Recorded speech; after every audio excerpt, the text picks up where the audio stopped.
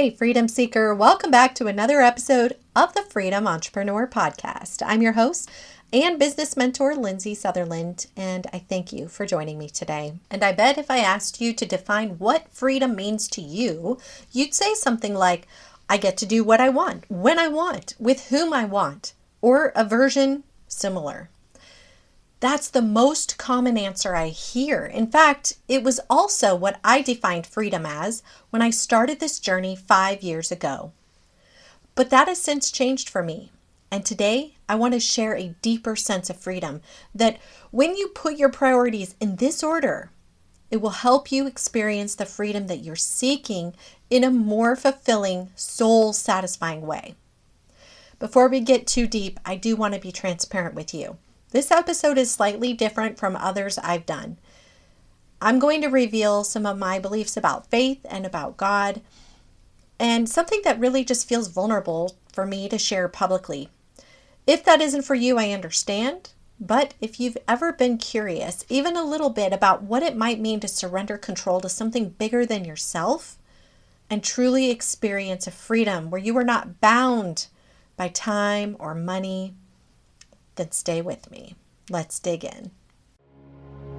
Don't miss an episode. Subscribe to this show on whatever podcast player you prefer and follow me on Facebook and Instagram. About 13 years ago, I was a Mary Kay lady. Yep, that's right. I hustled lipstick with the best of them. At the time, I had just given birth to my third son, and while on maternity leave, I was heading first into building that business to replace my income. I was sure I could do it in 12 weeks. I certainly did a lot and was almost ready to earn a car by the time maternity leave ended. But that's not really the point of this story. The point is to share about the woman who was leading our team. Her name was Amanda. She was about 20, 22, somewhere in there. And she had built her pink empire in a matter of months. Hence, that's why I was gunning for that result. She was such an inspiration to me. She had a vibrant personality and was a powerful teacher. One day, in a leadership meeting, she shared her principle for life. God first, family second, career third. She said, when you put your priorities in this order, everything works out. She just said it with such conviction. I remember thinking, that's nice. Sounds nice, but I wasn't really clear about what it meant to actually live that order. I'm going to lay out some blunt facts about myself here because I think it's relatable and it adds context. I wasn't raised religiously. Moreover, and this is the part that's a little embarrassing, I didn't particularly like people who wore their religion on their sleeves. In some cases, I actually believed it made them less trustworthy because I felt so few people had actually lived what they preached. Looking back, I can see that much of my opinion was taught to me by influential people in my life from a young age, and it really wasn't based on any of my own actual experiences, which made sense because I was still pretty young at this time. At the time that Amanda shared her principle, I was a, quote, spiritual person. I did not want to be identified as religious. I was very adamant about that. I would say to people, I'm not religious, I'm spiritual though. And I had a lot of doubts about the Bible, actually. That was one big piece of it. In my mind, it had been translated so many times and the stories were just stories. How could it really have such a deep meaning and so on? It was just I was very skeptical, I suppose you'd say. Nevertheless, what she said, though, sounded good, and I tried to apply it to my life in the smallest way that I knew how. I remember even spending time with her in the car. We'd be driving some places, and I'd inquire about God and talk to her about her religion and challenge the beliefs. So she was so good-natured about it.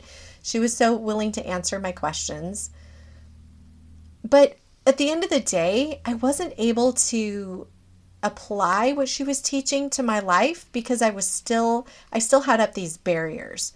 And for a long time, I would have liked to say that I believed I was living God first, family second, career third. I truly thought in my mind that I was in that order.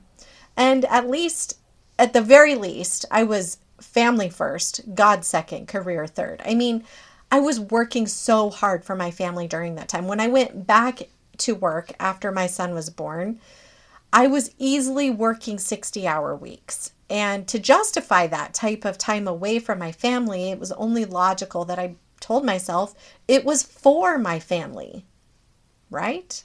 I mean, it makes sense.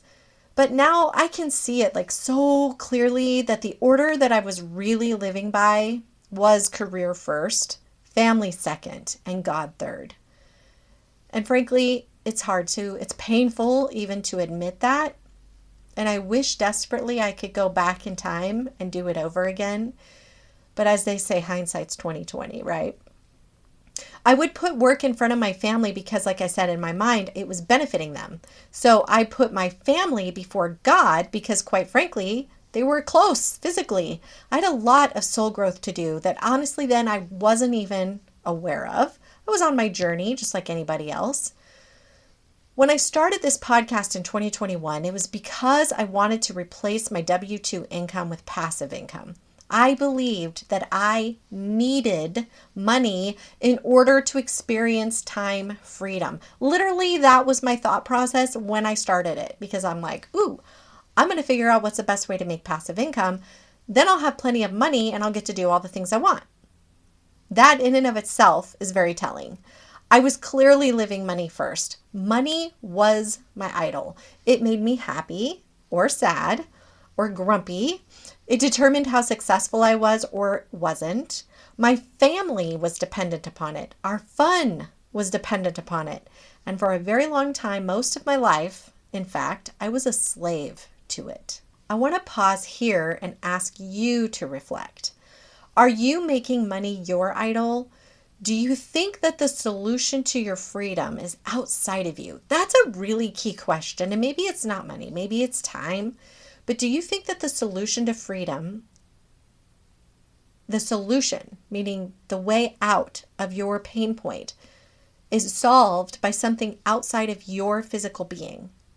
Time and money are the most common, and they are outside of you. If your peace and your sense of success, your feeling of freedom all depend on having enough time or enough money, you've made them your God. And here's what I've learned. That God will always let you down. Money and time will always let you down.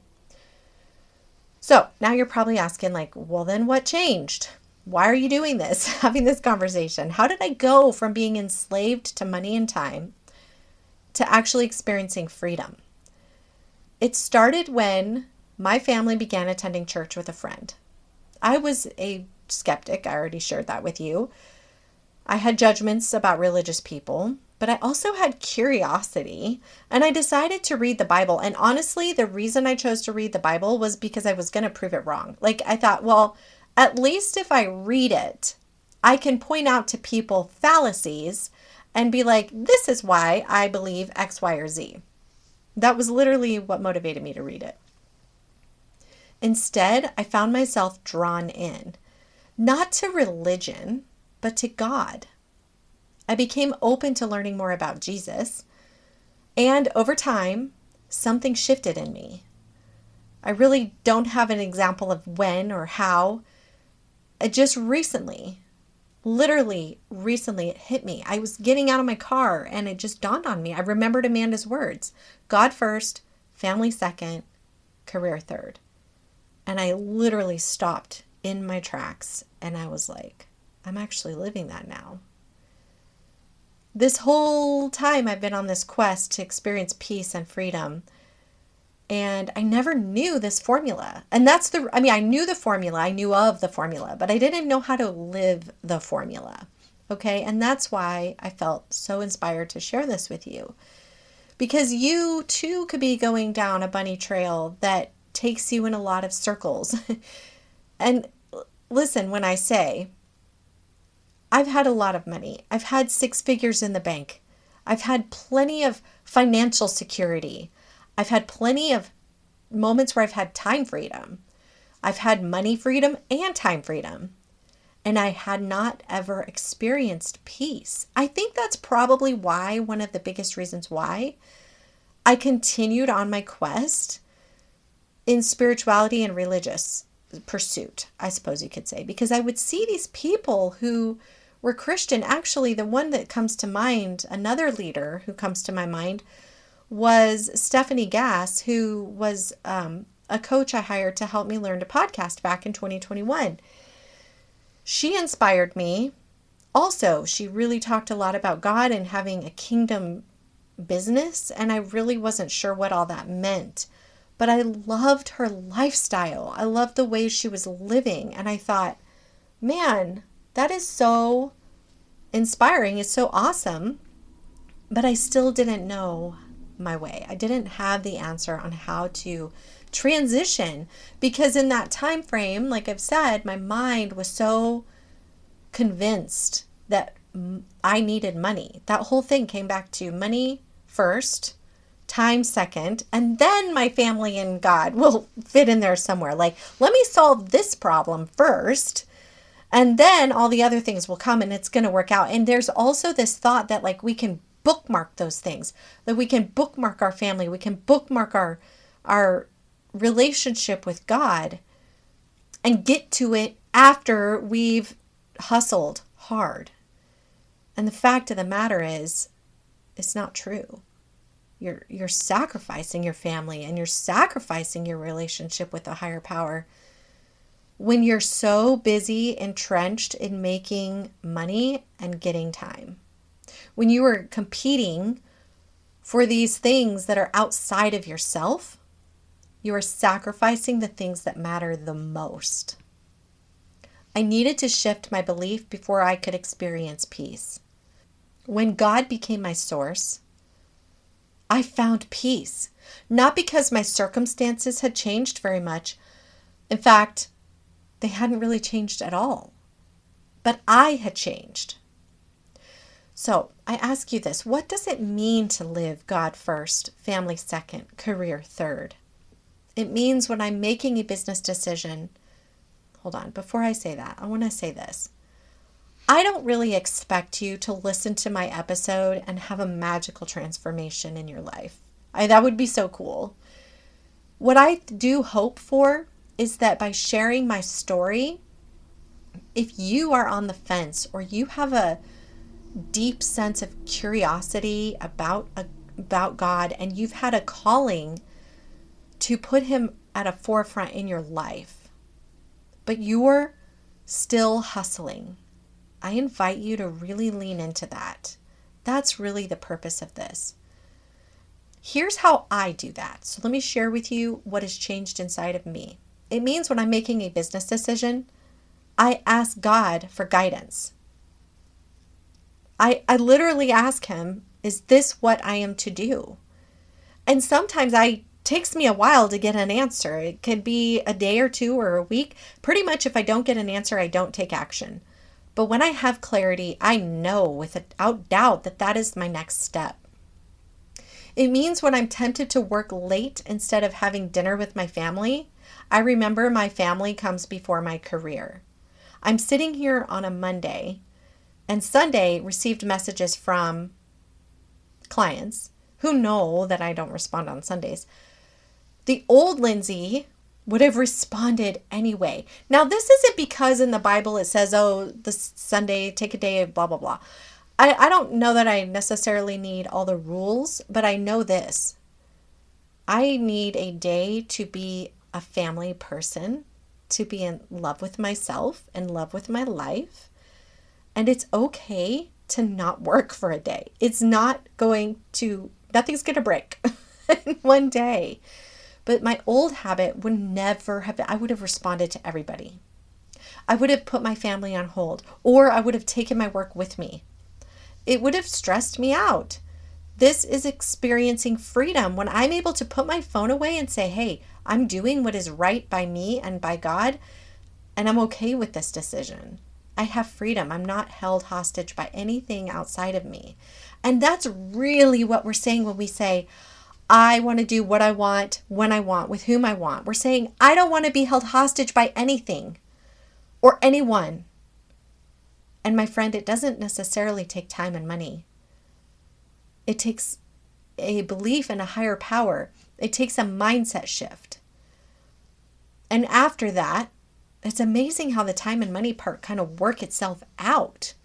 Now, the point of this episode isn't to push you into Christianity or anything like that, but I am asking you to explore whether the thing you've been chasing, freedom, might actually be found in surrender rather than in control.